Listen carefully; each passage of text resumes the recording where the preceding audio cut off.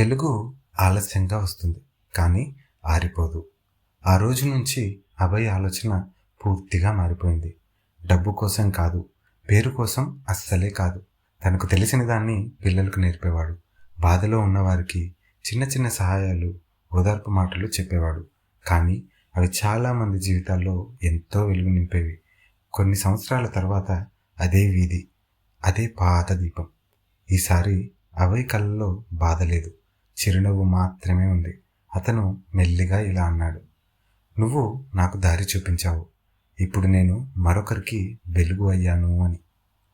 ఈ కథ వింటున్న నీకు ఒక ప్రశ్న: నువ్వు ఇప్పుడు చీకట్లో ఉన్నావా? ఎవరూ అర్థం చేసుకోవట్లేదు అనిపిస్తుందా? అయితే గుర్తుంచుకో, నీ జీవితం ఇంకా అయిపోలేదు, ఆ దీపం ఇంకా ఆరిపోలేదు. ఎందుకంటే ఆశ ఎప్పుడూ ఆరిపోదు, జీవితం ఎప్పుడూ ఆగిపోదు. ఇలాంటి మరిన్ని కథల కోసం మన ఛానల్ని సబ్స్క్రైబ్ చేయండి. మరొక కొత్త కథతో మళ్ళీ కలుద్దాం. అంతవరకు స్టే ట్యూన్డ్.